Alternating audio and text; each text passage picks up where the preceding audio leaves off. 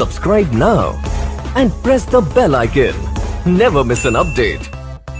तृतीय सेमेस्टर विज्ञान। दोस्तों आज हम पढ़ने जा रहे हैं डीएलएड तृतीय सेमेस्टर विज्ञान का 9वां चैप्टर जो कि है ध्वनि।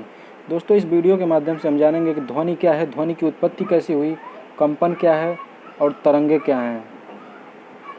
इसी क्रम में ध्वनि की तारत तो देखेंगे, ध्वनि के प्रकार देखेंगे, तरंग क्या है और तरंग के प्रकार को देखेंगे। तो आइए जानते हैं ध्वनि किसे कहते हैं।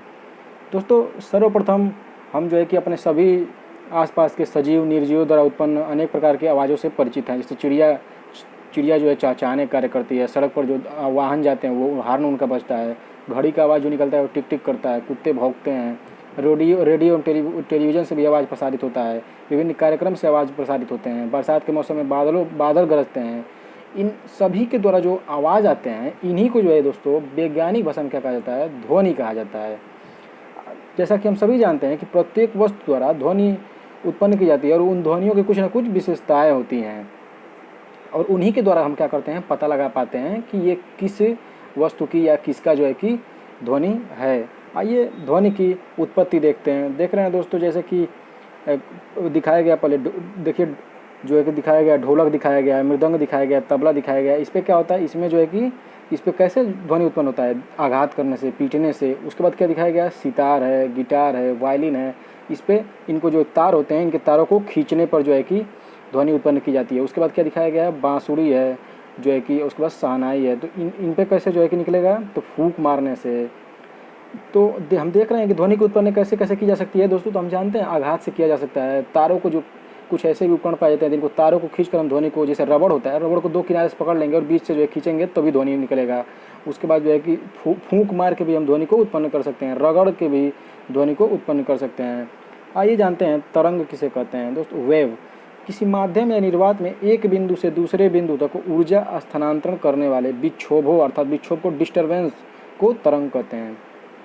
तरंग गति आइए जानते हैं, किसी माध्यम में विक्षोभ के संचरण को ही तरंग गति कहा जाता है। आइए जानते हैं तरंग के प्रकार कितने हैं। तो तरंग को दोस्तों सर्वप्रथम दो भागों में बांटा जाता है, जो है कि यांत्रिक तरंगे है, उसके बाद क्या है, विद्युत चुंबकीय तरंगे। यांत्रिक तरंगे को दो भागों में बांटा जाता है, अनुदैर्ध्य तरंगे जिसको लॉन्गिट्यूडिनल वेव्स कहा जाता है, अनुप्रस्थ तरंगे जिसे ट्रांसवर्स वेव्स कहा जाता है। आइए हम लोग पढ़ते हैं विद्युत चुंबकीय तरंग के बारे में। तो आइए दोस्तों जानते हैं विद्युत चुंबकीय तरंगे अर्थात वे तरंगे जिनके संचरण के लिए भौतिक माध्यम की आवश्यकता नहीं होती है, विद्युत चुंबकीय तरंगे कहलाते हैं। अतः ये तरंगे निर्वात में संचरण कर सकती हैं। इनकी चाल प्रकाश की चाल के बराबर होती है। हम जानते हैं कि प्रकाश की चाल जो होता है 332 मीटर 3 × 10 गति 8 मीटर प्रति सेकेंड होता है। इसी क्रम में आइए जानते हैं उदाहरण देखते हैं। प्रकाश तरंगे, रेडियो तरंगे, यक्ष तरंगे इत्यादि जो हैं ये सभी विद्युत चुंबकीय तरंगे की उदाहरण हैं। दोस्तों हमको सिलेबस में जो है कि विद्युत चुंबकीय तरंगे नहीं पढ़ना है, हमको पढ़ना है यांत्रिक तरंगे। तो हम पढ़ेंगे यांत्रिक तरंगे और यांत्रिक तरंगों के प्रकार के बारे में दोस्तों इसी क्रम में हम आगे बढ़ेंगे और पढ़ेंगे यांत्रिक तरंगे। यांत्रिक तरंगे क्या हैं दोस्तों। यांत्रिक तरंगे वे तरंगे जिन्हें संचरण करने के लिए किसी न किसी भौतिक माध्यम की आवश्यकता पड़ती है, अर्थात भौतिक माध्यम वो वायु हो सकता है, ठोस हो सकता है, द्रव हो सकता है, इसके अतिरिक्त भी हो सकता है। कहने का आशय यह है कि यांत्रिक तरंगों को संचरण करने के लिए किसी न किसी माध्यम की आवश्यकता जरूर पड़ेगा। इसी क्रम में आगे बढ़ते हैं। यांत्रिक तरंगों को और क्या कहा जाता है, प्रत्यास्थ तरंगे भी कहते हैं। यांत्रिक तरंगों को दो भागों में बांटा जाता है, अनुदैर्ध्य तरंगे, लॉन्गिट्यूडिनल वेव्स, अनुप्रस्थ तरंगे, ट्रांसवर्स वेव। आइए इसी क्रम में पढ़ते हैं अनुदैर्ध्य तरंग क्या है, लॉन्गिट्यूडिनल वेव्स किसे कहते हैं। इनमें तरंग संचरण करने की जो दिशा होती है वो क्या होता है, जो कंपन की, इसमें जो कंपन जो दिशा होती है वो गति के दिशा के अनुदिश होती है और इसमें जो कण होते हैं वो आगे पीछे कंपन करते हैं।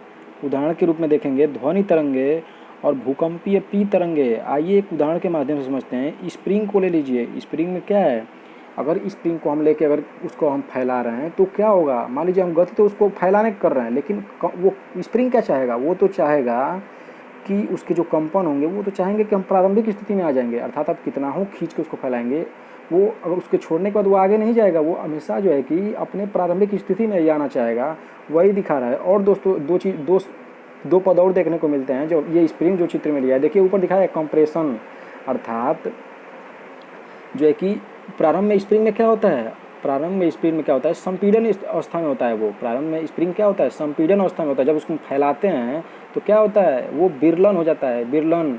और इसी का एक दैनिक जीवन में उदाहरण देखने को मिलता है, केचुए की गति। केचुए की गति, हम केचुओं को देखते हैं ना, वो आगे जाता है, फिर पीछे आगे जाता है, उसके बाद क्या करेगा, अपना जो है कि हिस्सा जो है कि वहाँ पे क्या करेगा, ले जाकर जो है कि संपीड़ित करेगा। उसके बाद क्या करेगा, बीच में विरलन होगा, उसके बाद फिर पीछे का हिस्सा खींचेगा।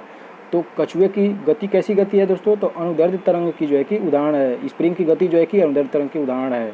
आइए इसी क्रम में आगे बढ़ेंगे और देखेंगे अनुप्रस्थ तरंग किसे कहते हैं। अनुप्रस्थ तरंग में तरंग की दिशा जो होती है वो लंबवत होती है। अनुप्रस्थ तरंगों को जो है कि ठोस तथा द्रव की सतहों पर उत्पन्न किया जा सकता है। उदाहरण देखिए दोस्तों, प्रकाश तरंगे, जल तरंगे, भूकंपीय यश तरंगे। आइए दोस्तों देखते हैं जो है कि इसमें क्या होता है, जैसा कि चित्र में देखिए, जो इसमें होता क्या है कि अनुप्रस्थ तरंग में कण क्या होते हैं, ऊपर नीचे गति करते हैं। और इसमें होता क्या है कि जिसमें जो है कि ऊपर की ओर उठे भाग को क्या कहा जाता है, श्रिंग कहते हैं। चित्र में देखिए जो क्रेस्ट दिखाई दे रहा है उसी को जो है कि श्रिंग कहते हैं। जो नीचे जो हिस्सा है, जो नीचे का हिस्सा है, उसे क्या कहते हैं, गर्त या ट्रफ कहते हैं। जबकि अनुदैर्ध्य तरंगों में हमने क्या पढ़ा कि वो आगे पीछे गति करते हैं।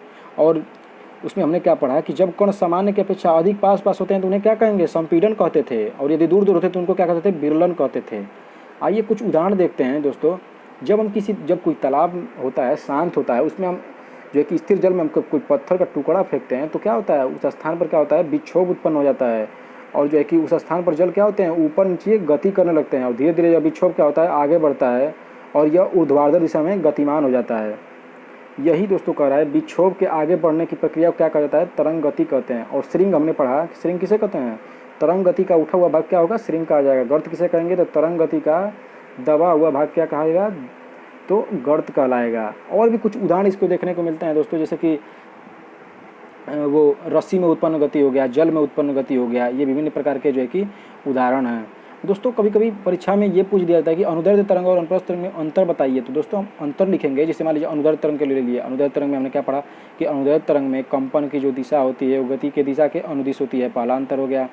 और एक और चीज़ क्या पढ़ा है, अनुदैर्ध्य तरंग में संपीड़न तथा विरलन होता है। और इसमें आएंगे अनुप्रस्थ तरंग में, तो इसमें हमने क्या पढ़ा कि अनुप्रस्थ तरंग में तरंग की जो दिशा होती है वो लंबवत होती है।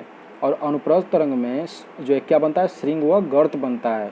आइए इसी क्रम में आगे बढ़ते हैं और जान लेते हैं सरल आवर्त गति किसे कहते हैं। ये भी इस चैप्टर से जुड़ा हुआ ही एक महत्वपूर्ण बिंदु है। उस गति को, जो एक सरल आवर्त गति, उस गति को कहते हैं जिसमें वस्तु बल के अंतर्गत गति करती है। उसकी दिशा जो है कि सदैव विस्थापन के विपरीत होती है। अर्थात जिधर विस्थापन करेंगे जो उसकी दिशा होगी वो सदैव उसके विपरीत होगी। और परिमाण जो होगा विस्थापन के समानुपाती होगा। अर्थात जिधर जो है कि विस्थापन जिधर होगा परिमाण भी उधर ही होगा। इसका उदाहरण है किसी स्प्रिंग से लटके हुए द्रव्यमान की गति, सरल लोलक की गति। अर्थात इसे, और एक और उदाहरण जैसे कि हम घड़ी में देखते हैं, जो घड़ी में जो है कि पेंडुलम लटका होता है, वो भी सरल आवर्त गति का ही उदाहरण माना जाता है। सरल आवर्त गति से कुछ जुड़े हुए कुछ महत्वपूर्ण बिंदु हैं, इनको हम समझेंगे कि आवर्त काल किसे कहते हैं। दोस्तों कंपन करने वाली जो वस्तु होती है, उस वस्तु से एक कंपन करने में जितना समय लगता है उसी को आवर्त काल कहा जाता है। इसको टी से डिनोट करते हैं, कैपिटल टी से, कैपिटल टी। एक बार और समझेंगे कि कंपन करने वाली जो वस्तु होती है, उस वस्तु से एक कंपन करने में लगा समय जो होता है उसी को आवर्त काल कहा जाता है। आवर्त काल को टी से डिनोट करते हैं, कैपिटल टी से। आइए जानते हैं आवृत्ति किसे कहते हैं। तो प्रति सेकेंड किए गए कंपनों की संख्या उसकी आवृत्ति कहलाती है। इसका मात्रक हर्ट्ज होता है। अर्थात प्रति सेकेंड, एक सेकेंड में किए गए कंपनों की संख्या उसकी आवृत्ति कहलाती है। इसका मात्रक क्या होता है, हर्ट्ज होता है। आयाम, अगर कोई कंपन करती हुआ वस्तु है वो अधिकतम कितना विस्थापित होता है, वही जो है कि आयाम कहलाता है। कंपन करता हुआ वस्तु वो कितना विस्थापित होता है उसी को क्या कहते हैं, आयाम कहा जाता है। आइए जानते हैं ध्वनि की प्रबलता एवं ध्वनि का तारतम्य क्या है। दोस्तों हम सभी जानते हैं कि सभी वस्तुएं जो है कि कंपन करती हैं, सभी वस्तुएं तो ध्वनि उत्पन्न होता है। सामान्यतः जो है कि बातचीत करने, चिल्लाने से भी ध्वनि उत्पन्न होता है। कभी कभी ऐसा होता है कान को तेज सुनाई देता है, कभी कभी कम सुनाई देता है। तो होता क्या है दोस्तों कि बातचीत करने से उत्पन्न ध्वनि में कम प्रबलता होती है और चिल्लाने से जो ध्वनि उत्पन्न होता है उसमें क्या होता है कि अधिक प्रबलता होती है। इसीलिए कहा गया है कि प्रबलता ध्वनि का वह गुण है जिसमें ध्वनि तीव्र अथवा मंद सुनाई देती है। अर्थात जैसे मैं कहूँ हेलो, कभी कहूँ कि हेलो, तो ये कैसे हो रहा है, ये ध्वनि के प्रबलता के कारण ही जो है कि ये संभव हो पाता है कि कोई ध्वनि आपको कम या धीरे सुनाई देता है। और जो है कि एक और पॉइंट देखेंगे दोस्तों कि प्रबलता कंपन के आयाम पर निर्भर करती है। जाहिर सी बात है, आयाम हमने क्या पढ़ा, आयाम पढ़ा कि कंपन करती हुई वस्तु अधिकतम कितना विस्थापित होती है, उसी को आयाम कहते हैं। अगर जाहिर सी बात है, अगर हम बोल रहे हैं तो कंपन जो कंपन करती वस्तु है अगर अधिक जो है कि अगर विस्थापित होगी तो क्या होगा, ध्वनि जो है कि अधिक निकलेगा, तो प्रबलता क्या होगा, और अधिक होगा। और अगर हम धीरे बोल रहे हैं तो कंपन जो हो रहा है, कंपन हो रहा है वो धीरे धीरे हो रहा है, तो क्या हो रहा है, कंपन जब धीरे होगा तो क्या होगा कि प्रबलता क्या होगा, कम होगा। आइए इसी क्रम में और एक चीज़ और देख ले रहे हैं, कंपन का आयाम जितना ही अधिक होगा प्रबलता अधिक होगा। वही हमने समझा है भाई, अगर हम तेज़ बोल रहे हैं तो और क्या कण क्या और अत्यधिक तेज जो है कि कंपन कर रहे हैं और अत्यधिक दूर तक विस्थापित हो रहे हैं, उससे क्या होगा, प्रबलता और क्या होगा, बढ़ेगा। यही कारण बनता है कोई जो है कि बोलने पर कभी स्लो सुनाई देता है, कभी धीरे सुनाई देता है। जब तेज सुनाई देने का मतलब यह है कि जो कण के कंपन है जो अधिक विस्थापित हो रहे हैं, और धीरे सुनाई देने का मतलब यह है कि जो कण के कंपन है वो क्या है, जो है कि कम विस्थापित हो रहे हैं। आइए जान लेते हैं इसी क्रम में तारत्व क्या है। दोस्तों तारत्व ध्वनि का वह गुण है जिसके द्वारा हम मोटी, भारी या पतली या तीखी ध्वनि में अंतर कर सकते हैं। दोस्तों जो उच्च तारत्व वाले ध्वनि की आवृत्ति जो होती है वो उच्च होती है, तथा निम्न तारत्व वाले ध्वनि की आवृत्ति क्या होती है, निम्न होती है। दोस्तों आइए इसी क्रम में हम पढ़ेंगे ध्वनि के प्रकार। ध्वनि का विभाजन दोस्तों ध्वनि के अभिलक्षणों के तथा आवृत्ति के आधार पर किया गया है। तो सर्वप्रथम हम पढ़ेंगे लक्षणों के आधार पर ध्वनि का वर्गीकरण। दोस्तों तो पहला है प्रबल तथा मंद ध्वनि। तो पहला पढ़ेंगे प्रबल तथा मंद ध्वनि। ध्वनि की प्रबलता व्यक्त करती है कि ध्वनि प्रबल है या मंद है। जैसे कागज पलटने से उत्पन्न जो ध्वनि होती है उसको मंद ध्वनि कहते हैं। उसी क्रम में जैसे कि लाउड स्पीकर की ध्वनि जो आती है उसको क्या कहते हैं, प्रबल ध्वनि कहते हैं। जो बादलों की गड़गड़ाहट होती है वो अति प्रबल होती है। इसी क्रम में आइए अगला पढ़ेंगे मोटी तथा पतली ध्वनि। ग्रेव अथवा स्क्रील ध्वनि किसे कहते हैं, श्रील ध्वनि। तो इसमें क्या होता है कि हमने देखा कि ध्वनि का तारत्व व्यक्त करता है कि ध्वनि मोटी है या पतली है। अर्थात हम तारत्व पढ़ा, ध्वनि के तारत्व से ही तो पता चल रहा है कि ध्वनि मोटा है कि पतला है। यह ध्वनि के आवृत्ति पर निर्भर करता है। जैसे बिल्ली की आवाज़ की आवृत्ति कुत्ते के भौंकने की आवृत्ति से क्या होता है, अधिक होता है। इसलिए बिल्ली की आवाज़ जो है कि पतली तथा कुत्ते की आवाज़ क्या होता है, मोटी लगती है। यही कारण होता है दोस्तों। इसी क्रम में आइए आगे देखेंगे प्रिय तथा अप्रिय ध्वनि किसे कहेंगे। ध्वनि की गुणता जो होता है, क्वालिटी व्यक्त करती है कि ध्वनि अप्रिय है या प्रिय है। उसका क्वालिटी ये तो व्यक्त करेगा कि ध्वनि जो है कि प्रिय है कि अप्रिय है। ध्वनि को आवृत्ति के दोस्तों इसी क्रम में आगे बढ़ने से पहले एक चीज़ और हम जाने, ज़्यादातर जो है कि महिलाओं का जो है कि ध्वनि को प्रिय माना जाता है पुरुषों की तुलना में।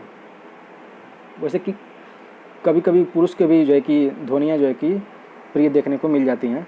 इसी क्रम में आइए आगे बढ़ते हैं। आवृत्ति के आधार पर पढ़ेंगे ध्वनि का जो है कि विभाजन किया गया है। तो पहला है अपश्रव्य ध्वनि, इंफ्रासोनिक साउंड। दूसरा है श्रव्य ध्वनि, ऑडिबल साउंड। तीसरा है पराश्रव्य ध्वनि, अल्ट्रासोनिक साउंड। तो आइए जानते हैं अपश्रव्य ध्वनि किसे कहेंगे।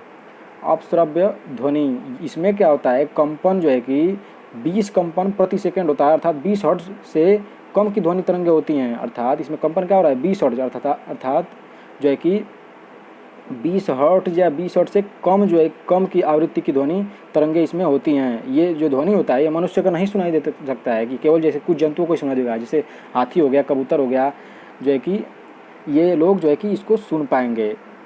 आइए इसी क्रम में आगे बढ़ेंगे और पढ़ेंगे जो है कि श्रव्य ध्वनि।